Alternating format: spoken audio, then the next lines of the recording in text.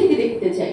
তো আমি ঢাকাতে আসার পরে জার্নালিজমে ডিপ্লোমা করলাম, দেন একুশে টিভিতে ঢুকলাম, জয়েন করলাম। এরপরে যেটা হইলো যে আমি খুঁজে বের করলাম মাহি ভাইকে, মাহিদুল ইসলাম মাহি ভাইকে। তো আমি ওনার কাছে যখন আবৃত্তি করতাম, মানে শিখতাম আর কি, করতাম না শিখতাম, তো আমি একদম মন্ত্রমুগ্ধের মতো ওনার দিকে তাকিয়ে থাকতাম, উনি কিভাবে বলছে কিভাবে করছে।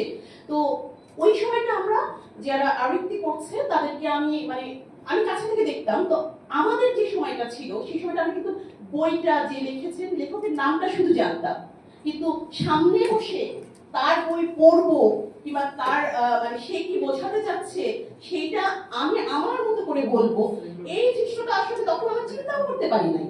কিন্তু এখনকার আমাদের যে মানে নেক্সট জেনারেশন তারা কিন্তু অনেক বেশি পেয়েছে, কারণ তারা হচ্ছে কি করছে, তারা রিলস, এই যে সাদাত ভাইয়ের মতন বলি যে রিলস পাচ্ছে একদম রেডিমেড চোখের সামনে যাচ্ছে, তার সাথে আবার খুব সুন্দর সুন্দর ভিডিও অ্যাড করা থাকছে, মিউজিক অ্যাড করা থাকছে।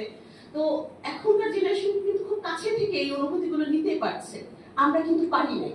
আমরা এখন এসে সেটা পাচ্ছি অনেকটা বছর